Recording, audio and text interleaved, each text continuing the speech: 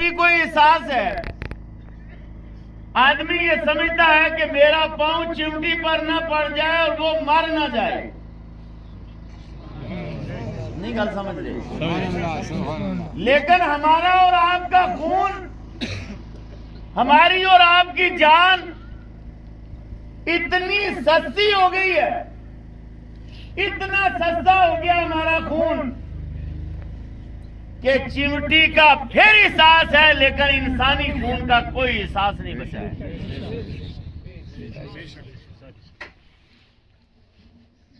اور اس کی مثال چند روز پہلے آپ نے دیکھ لی دیرہ گلی کے مقام پر.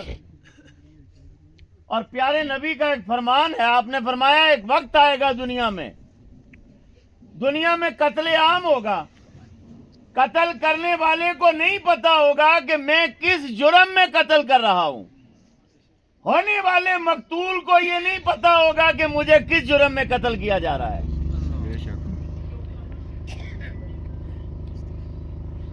وہ ایک بندہ کہتا ہے تینا نبی کو واسطہ ہے، اور جس بے دردی کے ساتھ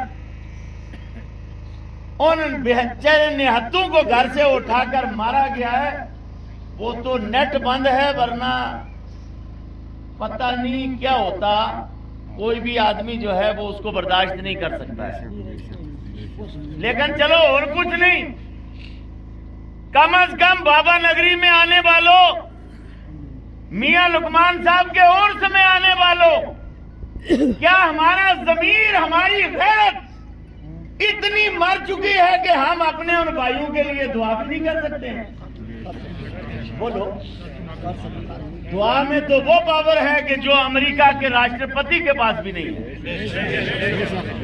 وہ اسرائیل کے راشٹرپتی کے پاس بھی طاقت نہیں ہے.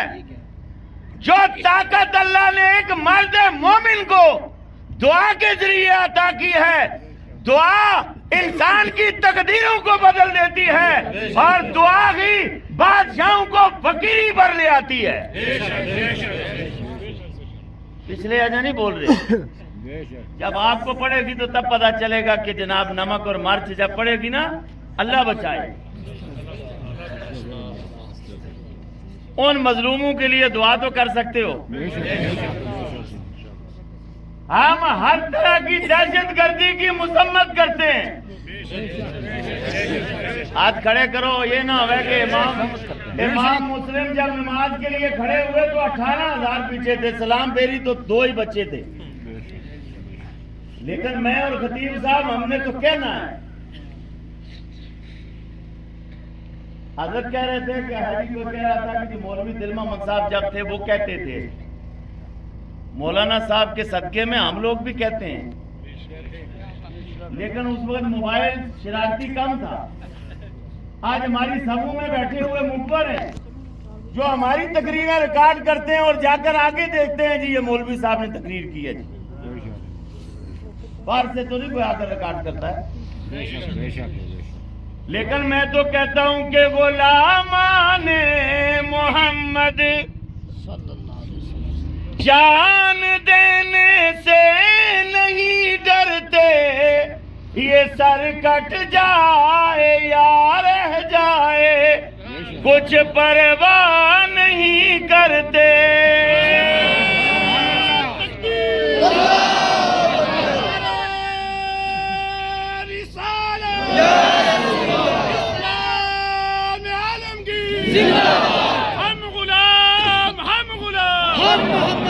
ہم تو ہر طرح کی دہشت گردی کی مذمت کرتے ہیں.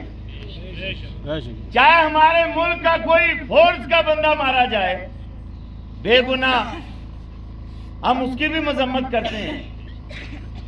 لیکن فورس کے ہاتھوں سے اگر وہ نہتا جسے پتہ ہی کچھ نہیں ہے اس کو مارا جائے تو اس سے کیا اس کی مذمت ہم نہیں کر سکتے ہیں؟ بولو.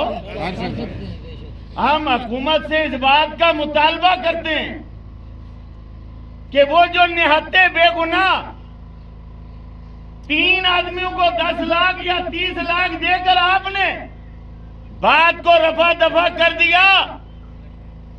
کیا ایک انسان کی قیمت 10 لاکھ روپیہ؟ بولو. آپ ککڑی مر جائے تو آپ ککڑی پر کتنا جنابے والا بناتے ہو طوفان.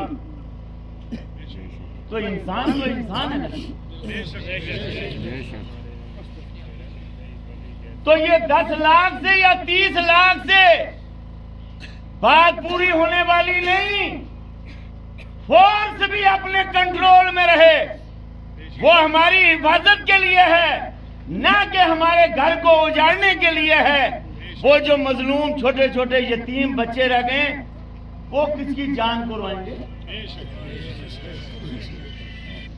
ایک نوجوان کی تو شادی ابھی ہوئی تھی.